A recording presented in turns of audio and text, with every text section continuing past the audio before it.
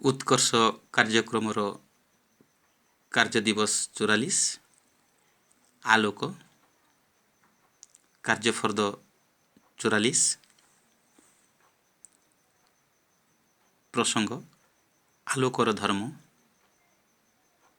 उद्देश्य देख आलोक एक सरलरेखार गति करे र धारणा प्रदान या तुम लिंक वीडियो रे देखि सारी से गोटे नली नहीं देखी आउ जोटा आम लिखीचु सेटा भी देखाही ताकू टिके देखीदेव आउ ए कार्यफर्दटा को सार तो से आमको शिक्षण सामग्री दरकार 3 खंड कार्डबोर्ड 4 इंच रु 6 इंच माने 6 इंच लंबा कर 4 इंच ओसारिया से भाया कार्डबोर्ड ये देख ये 3टा कार्डबोर्ड 2 रे छोट मोमबत्ती टी दरकार दियासिली चिकिटा माटी तापर कौन करिबा पद्धति समान आकार विशिष्ट 3टी कार्डबोर्ड रो ठीक मझिरी छिद्र करा जाऊ देखो चिन्ह देइछि बिंदु बिंदु देइछि छिद्र समतल रे 3 इंच दूरतार चिन्ह दिया जाऊ एटा अनुमानिक जिनिस खाली जे 3 इंच देले हम सेटा नुहे अर्थात समान समांतर रे रखिबा को चेष्टा करा जाऊ माटी साहाय्य रे कार्डबोर्ड मानकू सरल रेखा रे रखा जाऊ माने माटी साहाय्य रे ताकू ठिया करा जाऊ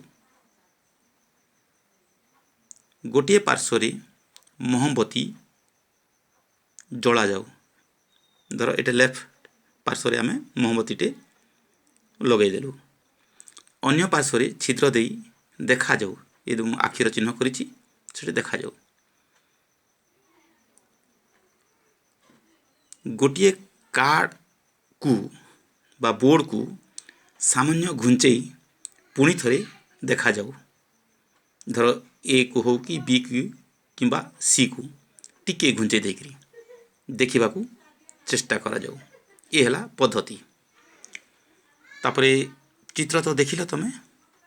काटी पारिबो बहुत सजा चित्र एटा स्केल आ पेंसिल साइज रे काटिबो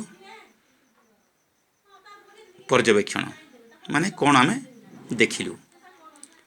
कार्डबोर्ड 3टी एक सरलेखा रे थिबा बेले जलंता मोमबत्तीर आलोक को अन्य पार्श्व देखि पारिबा एटा तुमे करि पारो घरे ट्राई करी देखो किंतु गोटे कार्डबोर्ड को सामान्य घुंचई देले आलोक आमे देखि पारिबा नाही ये हला तुमरो पर्यवेक्षण तार्थ सरल रेखा थिला बेले तुमे देखि पारिबो मोमबत्तीर आलोक को किंतु 3टा भितर गोटे को टिके सामान्य घुंचई देले देखि पारिबा नाही तेणु आमे उपसंहार बा सिद्धांत रे पहुंची जिबा जे एई परीक्षण रु जानिलु जे आलोक रश्मि एक सरलरेखा रे गति करे बुझि पारलो